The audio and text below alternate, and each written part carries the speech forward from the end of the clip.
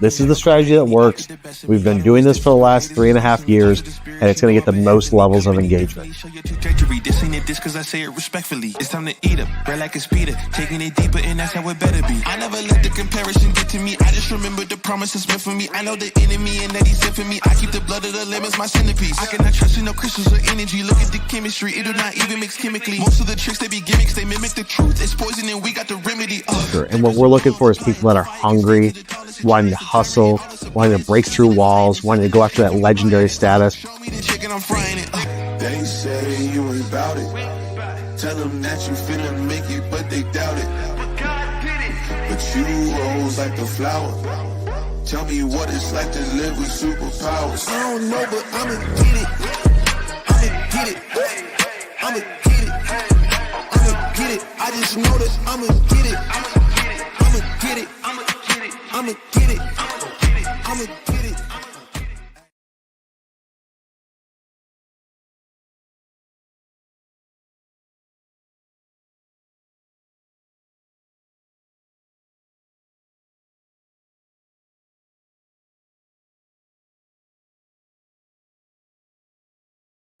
What's up, guys? I'm Kyle Milan. It's Tuesday. It doesn't matter that it's the first day back after Labor Day. We are here live to talk about something super cool, talking about, for some of you, what platform you're in right now, LinkedIn. For those of you that are new to the content, head over to YouTube where I've got over, what do we got, Laura? 1,700 plus, over 1,700 videos talking about industrial sales, industrial marketing, manufacturing sales and marketing, CRM systems, email marketing, all for industrial companies, because that's what we do here at MFG Tribe. We are the #1 industrial sales and marketing agency out there, helping companies dominate in their vertical. Does not matter if you are a service or a product or logistics, supply chain, distributor, etc. We work with everybody. So head over to mfgtribe.com if you want to learn more about what we do here, why we create all this content, why we know what we're talking about. We're going to do things a little bit different on today's live because we're going to jump into my computer once I say so. And Riley's going to click that switch, and then you're going to jump into my computer. I'm going to do a little screen sharing about this. So today we're talking about, what's the topic? The topic is updating your LinkedIn profile to boost engagement. So I think everybody here, if you're listening to any of my content, I'm always talking about social media presence, how it can boost revenue, opportunities, fill up your pipeline, etc. There's a very specific way about going and doing it that we've mastered over the last 5 years. And it starts with updating your profile. If you guys want to learn how to automate some of this, not the profile optimization, updating and optimization, but if you want to learn how to automate your outreach, tying it into Sales Navigator, things like that, then just put in the comment section, I want to automate, and we can shoot you over the link of where you go to get a 1 and 5 minute or so webinar about automation and how to really build out a pipeline. So let's jump into it, Riley. Share that screen. Tell me when you are good to go. We're good? All right, so you guys can see my screen right now. Looking at my homepage and just going through the feed, and this is what I'm seeing, right? But we're going to start first with your profile. So here's what I want you to pay attention to initially is I want you to look at your headline here is the most important part of your profile. Whatever you put in this section, typically you have your current job title and your company name is the default by LinkedIn. Being like, he's a sales manager, he's a marketing manager at ABC company. Here's why this does not necessarily give the best foot forward. If I go into people that are trying to connect with me, I got 6 people right now. So Simone Esposito, I see his title and I see his message that he sent. This guy too, title and the message that he sent. Or somebody that's just sending over their title. See how this gets cut off? So head of growth at an AI company, not interested. This thing's a little bit enticing. He's an advisor and marketer, possibly because he said, I completed your hour-long video on the YouTube Good stuff. Very good. I might connect with him if he is in the industry that I'm trying to build my network in, then I will connect with them. But my point is that when you guys send connection requests to people, and that's where it starts, you got to build your network. Find people that are strategic and specific to who you're going after. You're going to send them a connection request. This is what they're going to see. And you guys can see this on your side with people that send it to you. If all I see here is sales at ABC company, and ABC company that you work at is not massive, and it's not just like this huge presence where people are like, yes, I want to talk to a salesperson. Most people don't want to talk to salespeople. So that's where you want to change your profile to say things a little bit closer to what is your passion? What are you trying to do? I'm trying to help people do this. If you're selling robotics and equipment, helping companies automate since 2018, vertical space, vertical bar, something else, right? You want to change it up. You want to add a little bit of stuff that's personal in there. Like I just added to mine. #1 industrial sales marketing influencer, dad of 5. Yep, 5 kids. Company that I work at, another company that I work at, right? That I change this up frequently to where every few months I'm changing this to just put a brand new, fresh look out there and test it to see, does this get more engagement? But you want to start with that headline. It's so important. So obviously have an updated profile picture, then focus on your headline doing something that is relevant to where if you sent me a connection request and it's like specific to industrial manufacturing, instantly it's going to catch my attention and I'm going to look deeper. So the first step is just like any sort of marketing or advertising, get somebody to pause. Whether you're posting on LinkedIn, doing an ad, sending somebody an email, the goal initially, subject lines in emails, first 2 sentences in emails, a picture that you post on your company page, the first goal is to pause, get them to pause and look a little bit closer. So as I'm scrolling through here, if I said, let me show me all 6, right? And I just went through this. So, and now it's going to choke on it. So show me all 6. I go through here. If somebody's like strategic salesperson, professional, no, don't want to connect with them. This stuff, possibly if they're in the United States and they're in quality assurance, then I would, but I'm looking for something that's going to make me pause. This obviously makes me stand out or makes them stand out, right? Put a message. But I could see right here that he's using AI to pull in the message because he's grabbing my company name, which in my company name on LinkedIn, we also add what it is that we do. That's to make us stand out when people come across company name. So this guy I'm not going to connect with. This guy, something relevant, getting me to pause. Completed your hour-long YouTube video. If he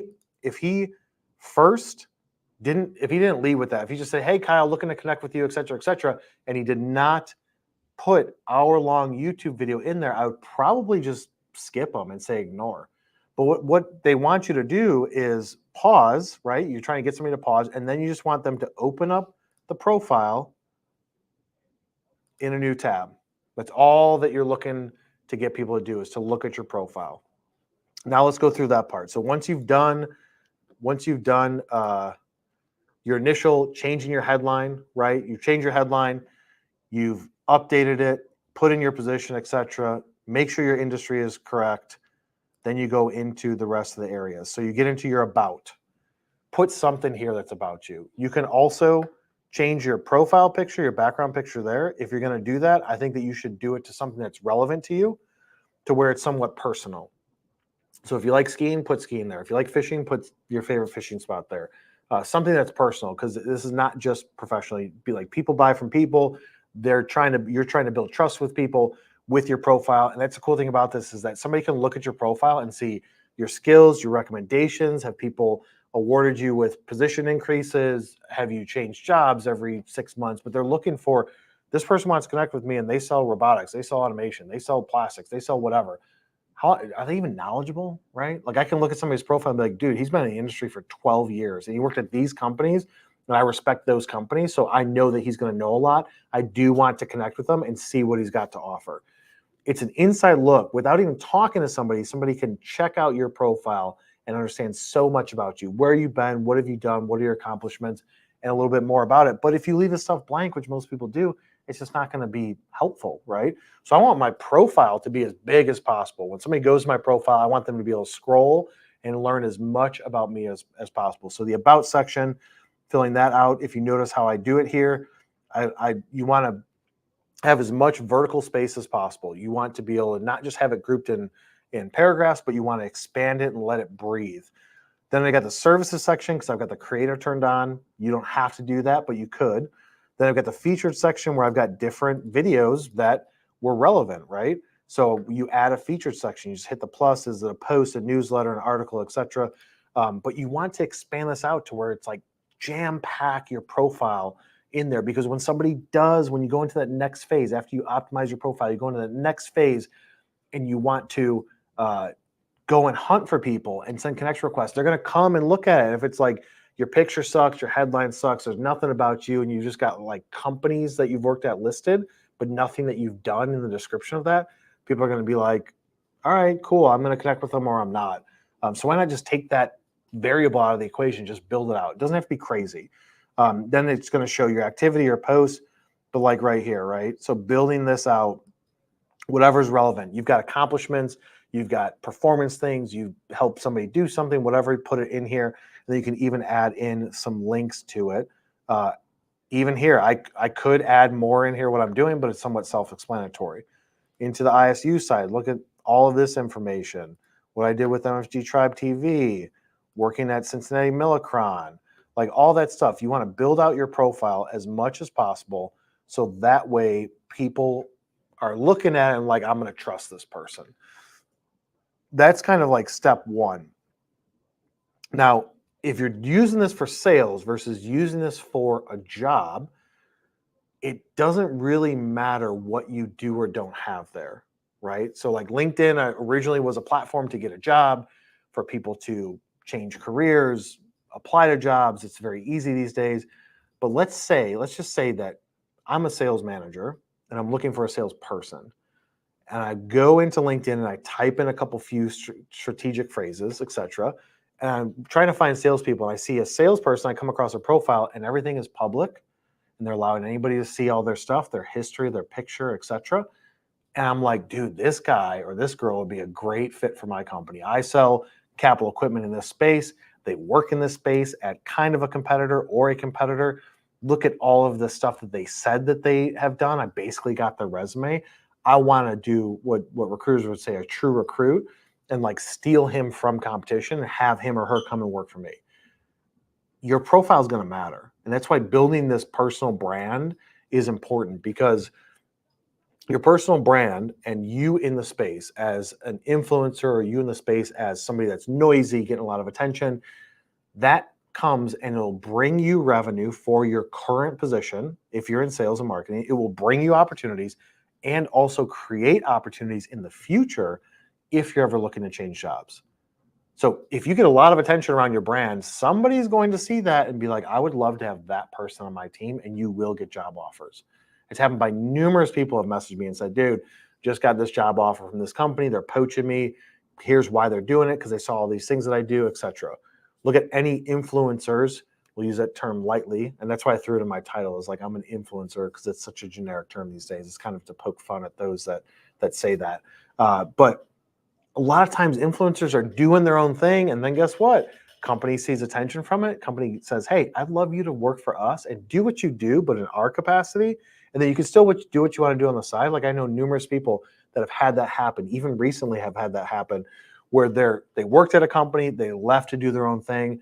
They still got attention, made noise, got exposure, etc. We're doing great work.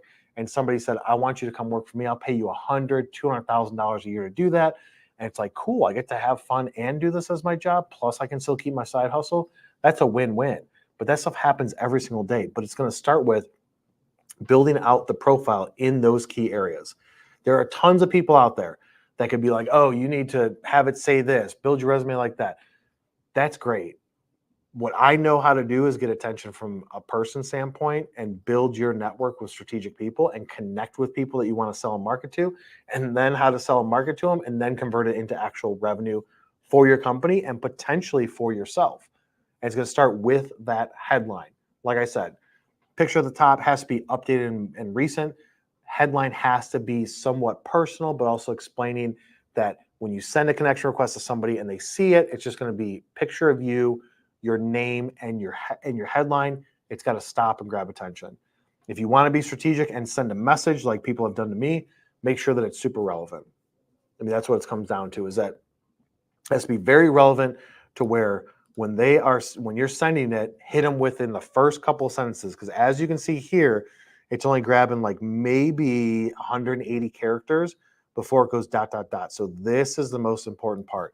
Same with your headline. You've got about that much space. As you get further into it, it goes ... So now you're requiring people to click on you to read the rest of it. So if you're super creative with words and can hook people, great, that'll work. But if not, people are just going to hit the ignore button. So if the goal is to entice them with a headline and a picture, get them to click, read your full profile, maybe see your full message, then you have to make sure that this is built out appropriately. When you go into it, you can go into your likes, your school, your recommendations, who's giving you recommendations, what things do you follow, interests, all that stuff. Yeah, that's great. You can build out your profile to all the different creative areas that LinkedIn has. But if you only can pay attention to a few, the most important part, stay at the top of the profile with the headline about you. And then what did you do? What are you proud of at your current company? This is how you're going to get attention. From here, building out your LinkedIn network, Sales Navigator is the best way to do it. Got a whole video on how to do that, going after companies and people and bringing them into automation, etc. Sales Navigator is the best way to do it. It used to be fine on LinkedIn. I mean, I could go into LinkedIn and say marketing and do a search just to pull up the filtered searches. And then from here, go into people. And then I'm going to say all filters, right? And so I'm looking for marketing people. And I could say secondary connections in the United States. Like, you can build all this out. It used to be better with before they switched over to Sales Navigator.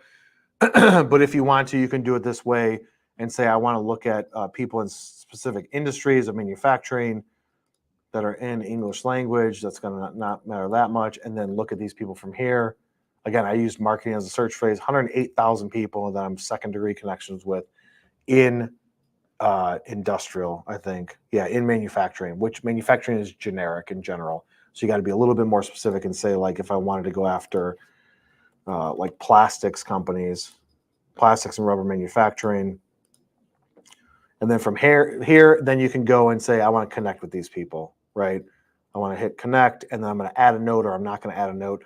All that stuff can be automated with some tools that are not super expensive. But the best way to do it is to go through Sales Navigator, which, like I said, we've got a whole program and a system built out for that. So if you guys are interested in that area of how do you build safe searches in Sales Navigator is like $99 a month, $100 a month.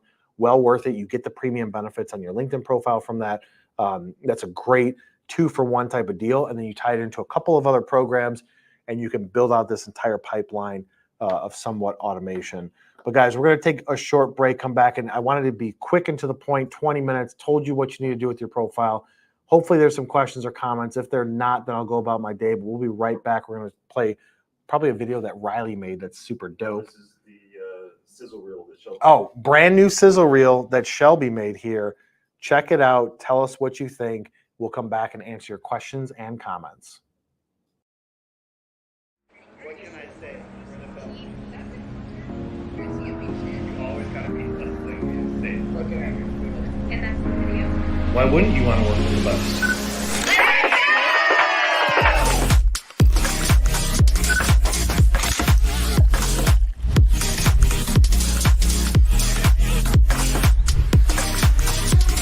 Since we've started working with MFG, we've been really happy with all of the social media graphics that they've put together, the articles that they've written, and just the all-around support that they've provided.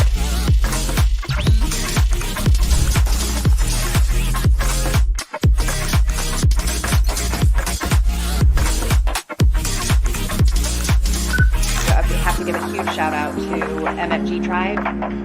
They've done great things for our website. They've done great things for our social presence, and we are so happy to be affiliated with Manufacturing Tribe. Thanks, Kyle.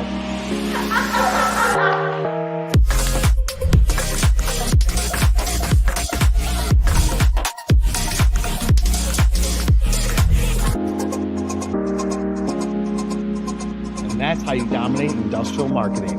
I'll see you on the next one. All right, you're out. That was a good one, right? Let's go. I think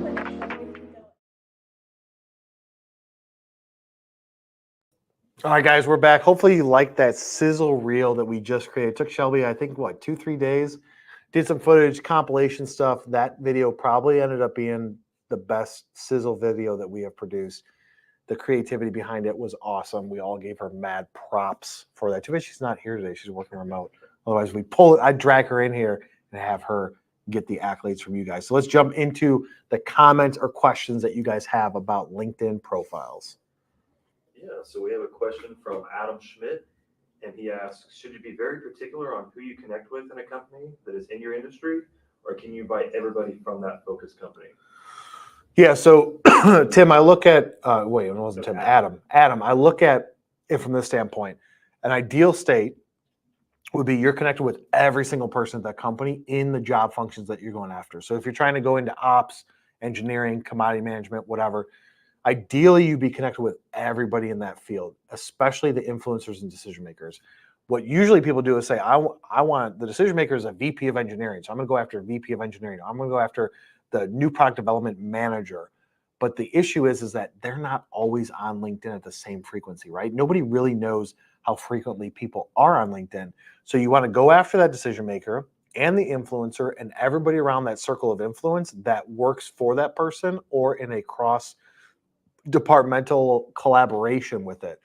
So engineering talks to operations, engineering talks to purchasing. They have meetings internally. They talk about vendors, supply chains, projects, programs, issues, etc. So I would want to connect with as many people as possible at that company that are relevant to me from a job function standpoint. So for you, yes, I would want to connect with everybody in that department. Now, to a certain extent, like if the company has 1,000 engineers and it's a massive company, don't connect with everybody, be strategic, but I want at least 5, 10, 15 people at big companies to be connected with me. If I'm using it for sales and marketing to help grow my job, grow my income, my revenue for my company, then I'm going to connect with as many people in that job function as possible and only necessarily connect with people in industry because that's all that I want to see in my feed. My LinkedIn feed is so massive these days that I see so much stuff. And if I didn't have a focus on an industry of industrial, which is vague, right? You've got everybody from plastics, metals, machinery, automation, equipment, software, like everybody in industrial, logistics, supply chain, distribution. My feed is very diverse, even just being in manufacturing. And so I like it because I get a mix of things. I'm not getting BS through my feed of where it's like, this is what I had for breakfast. This is a new commercial property that's for sale in New York or Chicago. Like, I don't connect with people like that. So I'm very strategic on who I connect with. Anybody can follow you, but who you're connected with, first degree connection, I personally pick only people that I feel like I produce content that can help them, or I'm interested in it from a networking standpoint to connect with somebody that maybe I could have on a show. Maybe we could do a collaboration with video content, something like that.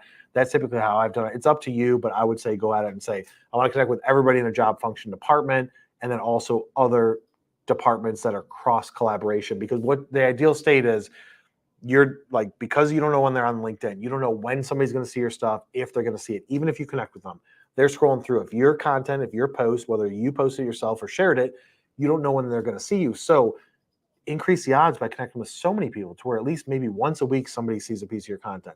That's number one. Number two, the ideal state would be they're in a meeting internally talking about whatever it is, and somebody says, you know what, we should look at Adam Schmidt. He just posted the stuff on LinkedIn all the time talking about this, and you just said that and brought it up, and I think that I'm going to reach out to him right now through a message on LinkedIn. That's the ideal state. That stuff happens all the time with our clients, with people that we train on this stuff. It's like every single week somebody new is like, dude, just got booked a call, just got an RFQ through LinkedIn, etc. And that's only because they're sharing the content or producing it themselves, whether it's a couple times a week or every single day, and they're connecting and building their network with people. And then when they see it, they think about it and they're like, dude, let's call Adam. So Riley's over here grinning, so that must be good. Well, so it's great that you mentioned that, because we do have a comment. He says, hey, Kyle, this is Mandeep.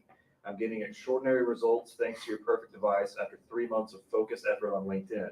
I'm about to close a nearly $1 million deal. Thanks. There you go. See, Mandeep just came. He just slid in the comments to prove that. It works. And it's don't just take my word for it. Don't just take Mandeep's word for it. Just ask anybody that's using it on a daily basis. Your LinkedIn message box can turn into more important than your email, because the people that you're going after are getting hundreds of emails a day. They're getting less LinkedIn messages.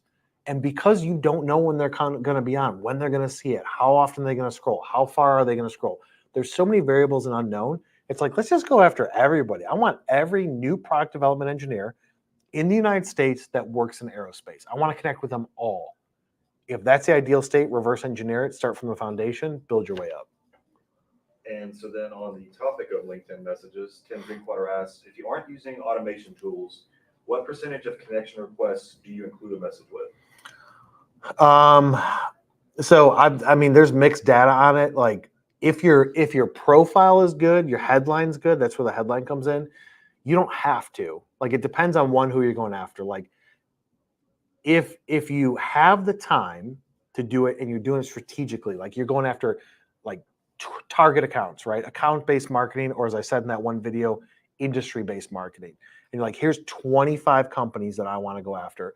Create a message, type it out, just put like, hey, first name, work a lot in the aerospace.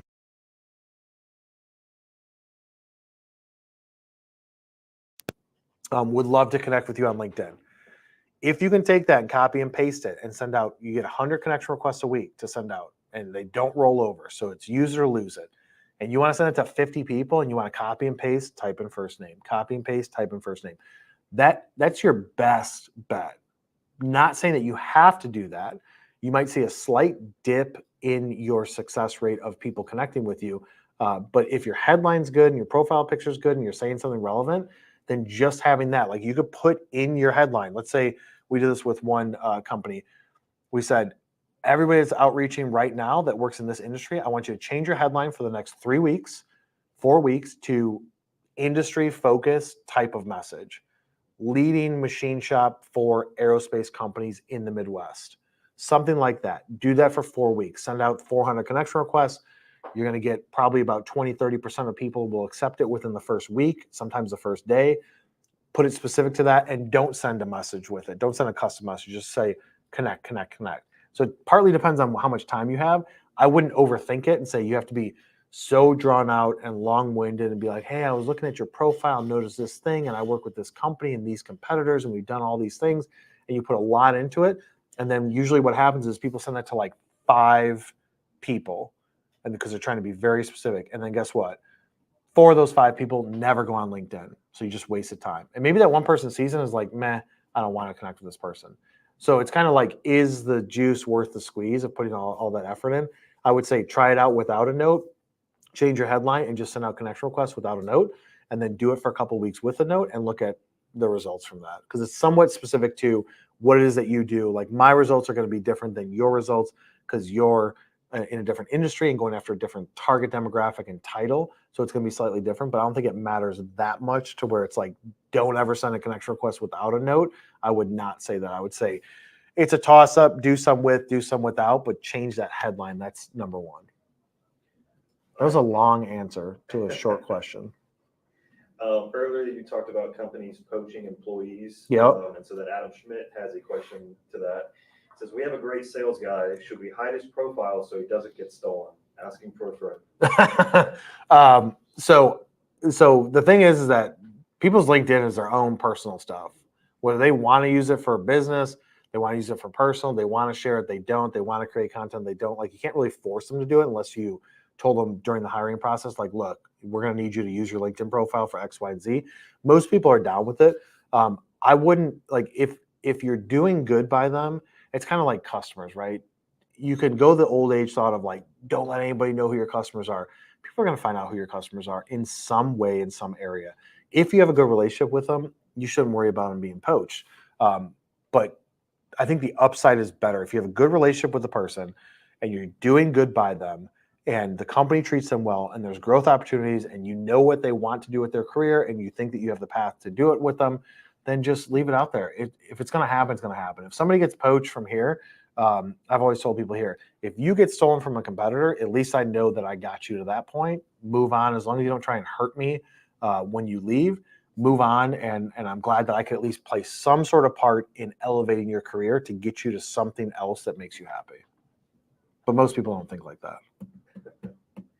And then we have a question from Annette Colvin, and she says, "Hey Kyle, you touched base on the headline. Could you expand a bit more on key details that should or shouldn't be there? I just removed sales from mine."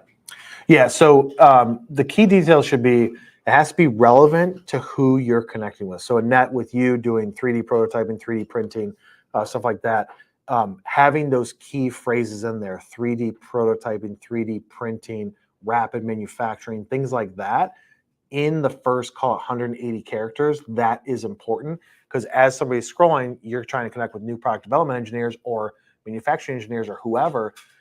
As they're going through their connection requests, if they see that, they're like, ooh, that's relevant. I want to look at that, right?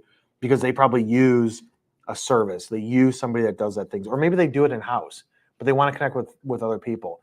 And for you, it could be something like your connection request message could be like, we create really cool 3D print prototype or printed parts that I post on LinkedIn every single week. People are going to get entertainment out of that. That's cool to look at. So if you did send a message that had that in there, hey, I post a lot of content every week about the cool parts that we make, just want to connect with you, you're going to have a higher likelihood than if you just send a blank note. But as long as you have what's relevant to it, or like it could be like helping engineers with their 3D printed parts since 1996, 2004, doing this service, or listing out that in the beginning, and then maybe vertical bar, SLS, SLA, like listing out FDM, different types of 3D printed, or different key functions or different accolades that you have in your profile headline. That would be super important, but make relevancy the first 160 to 180 characters. Hopefully that helps. Not looking like we have any other questions so far. All right, Riley says we don't have any other questions. We've been live for 35 minutes. So guys, if you are new to this content, hopefully I taught you something. Head over to YouTube, subscribe, turn on notifications. If you're watching this on YouTube on replay, go over to LinkedIn and give me a follow. We're posting so much content on LinkedIn 5 times a day, 20, 30, 40 videos a week on the YouTube channel. A couple key events that are coming up. Are we doing a sales video this week? No, right? We just did one last week. So no more lives for this week. We're not going live next week because I'm going to be at IMTS. If you guys are going to be at IMTS, but is Alex going live? Well, we do have Talk Shop on Thursday. Oh, we have Talk Shop this Thursday with Doug Trout. So anybody doing Fab Tech, anybody going to Fab Tech, Doug Trout, the king of Fab Tech from the PMA, is going to be live this Thursday. Check out my events, subscribe to that, or say that you want to attend that. We're talking all about trade shows, the do's, the don'ts. I'm going to be pressuring him a little bit on some things that some people try and push from a trade show standpoint that just aren't worth it. Specifically, we're going to be talking about Fab Tech, which is happening in about 5 weeks down in Orlando. We will be there. We got IMTS next week. Everybody's talking about IMTS. I'm going to be there for 4 days, flying out Sunday, being there Monday, Tuesday, Wednesday, flying back Thursday, doing some speaking opportunities, helping out and hosting some LinkedIn Lives for some people there, as well as a fireside chat. So it's going to be cool being back in Chicago, where I'm from. So guys, be sure to stay tuned to the channel. Be sure to come to the live on Thursday and check out that Talk Shop with Doug Trout, representing Fab Tech and the PMA. We will see you on the next one.